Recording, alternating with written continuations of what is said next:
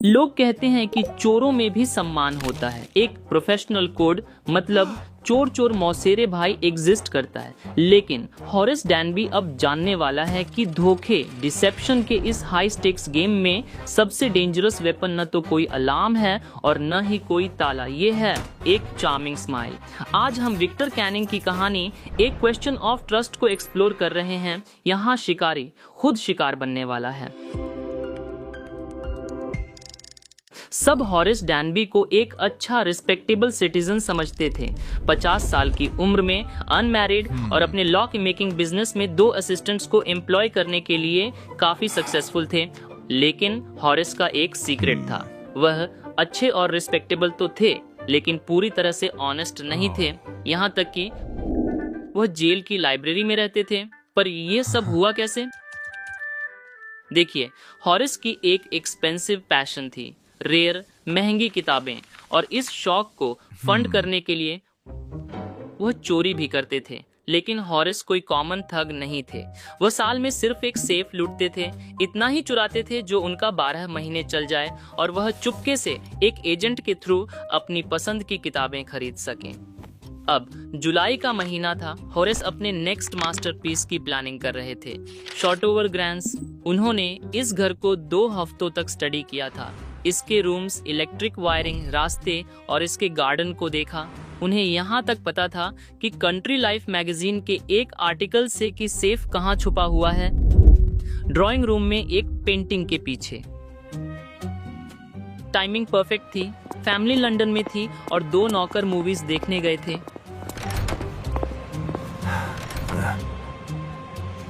जब वह अपने टूल्स से भरे बैग के साथ गार्डन वॉल के ऊपर से कूदकर अंदर आए। हॉरेस जानते थे कि डॉग्स को शांत रखने के लिए उन्हें बस प्यार दिखाना और उनका सही नाम यूज करना होता है। लेकिन हॉरेस का एक छुपा हुआ दुश्मन था, है फीवर, एक एलर्जी जो किसी फूल या दुल से पैदा होती है। उन्होंने छींका, एक आवाज जो खाली घर में डेंजरस तरीके से गूंज उठी।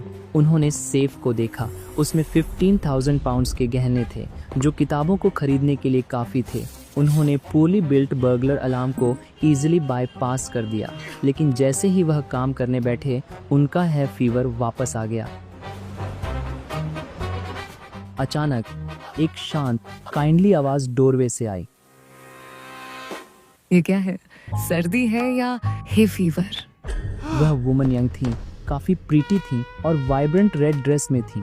उन्होंने बहुत ही टेरिफाइंग काम से सिचुएशन को मैनेज किया। मुझे अचानक वापस आना पड़ा। हालांकि मुझे किसी चोर से मिलने की उम्मीद नहीं थी। मैंने छत से तुम्हारी आवाज सुनी। बुरा हुआ, पर अब तुम क्या करोगे? शायद भागता। बिल्कुल, लेकिन मैं पुलिस को बुला लूंगी। बेशक, पहले टेलीफोन के तार काट दूंगा और फिर हॉरेस प्रिजन से बहुत डरते थे। उन्होंने उन्हें बताया कि वह सिर्फ उन लोगों को लूटते हैं जिनके पास बहुत पैसा होता है। उन्होंने कहा कि वह उन्हें जाने देंगे, लेकिन सिर्फ तब जब वह उनका एक फेवर कर दें। मैंने अपने हस्बैंड से गहने बैंक में ले जाने का प्रॉमिस किया था, लेकिन मैंने उन्हें सेफ में ही छोड़ दिया और मैं उन्हें खोलने का नंबर्स भूल गई हूँ। इसे मुझ पर छोड़ दो। हॉरेस रिलीव्ड और ईगर टू प्लीज होकर, मैं वादा करता हूँ कि फिर ये सब कभी नहीं करूँगा। जूल्स उन्हें दे दिए और एक आजाद आदमी की तरह चले गए, या कम से कम उन्होंने यही सोचा। 2 दिनों तक हॉरेस ने लेडी से किया हुआ अपना प्रॉमिस रखा, लेकिन तीसरे दिन सुबह पुलिस आ गई। क्यों? उनके फिंगरप्रिंट्स हर जगह थे, सेफ पर, सिल्वर बॉक्स पर, टेबल पर। ओनर की वाइफ ने हेल्प मांगी थी। उनके इस स्टोरी पर किसी ने यकीन नहीं किया। क्यों? क्योंकि रियल वाइफ एक 60 ईयर ओल्ड वुमन थी। उन्होंने हॉरेस की स्टोरी को नॉनसेंस कहा। मुझे पता है आप सोच रहे होंगे कि आखिर यहाँ हुआ क्या। रेड ड्रेस वाली लेडी, वह बस एक और चोर थी, एक बेहतर चोर जिसने हॉरेस के अपने टूल्स और ट्रस्ट का यूज उनके ही खिलाफ किया था। यह वह मोमेंट है जब हॉरेस की दुनिया पलटने लगती है और यहीं पर हमारे एग्जाम मार्क्स छुपे हैं। लेट्स पॉज हियर और इस कहानी के मेन थीम्स को एनालाइज करें, जिन पर सबसे ज्यादा क्वेश्चंस आने की पॉसिबिलिटी है। 1. अपीयरेंसेस वर्सेस रियलिटी, हॉरिस का हंटर से हंटेड बन जाना, जो डिसेप्शन यानी धोखे के थीम को दिखाता है। 2. लिटरेरी डिवाइस, आयरनी, खासतौर पर वो क्लेवर नैरेटिव ट्विस्ट जहां हॉरिस, जो सेफ्स का एक्सपर्ट है, खुद एक ज्यादा स्किलफुल एमेच्योर का शिकार बन जाता है। हॉरिस अब प्रिजन में असिस्टेंट लाइब्रेरियन है।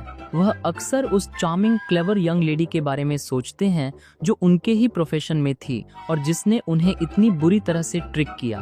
और अगर आप उनके सामने ऑनर अमंग थीव्स, चोर चोर मौसेरे भाई का मेंशन भी करो तो वह बहुत गुस्सा हो जाते हैं। अब आपकी बोर्ड एग्जाम प्रो टिप, जब भी हॉरिस के बारे में लिखो ये फ्रेज जरूर यूज करना, meticulous but naive.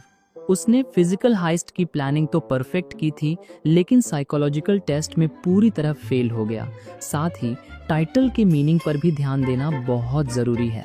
A question of trust का मतलब ये नहीं है कि हॉरिस चोर है, बल्कि ये है कि उसने एक अननोन स्ट्रेंजर पर गलत भरोसा कर लिया, सिर्फ इसलिए क्योंकि वो देखने में उस रोल के लिए परफेक्ट लग रही थी।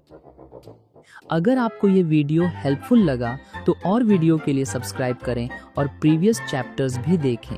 अब मुझे कमेंट्स में बताओ, क्या लेडी इन रेड एक बेटर थीफ थी या हॉरिस बस एक बैड प्रोफेशनल था? तो मिलते हैं हम सब अगले चैप्टर के लिए। तब तक के लिए bye bye, take care, thank you so much.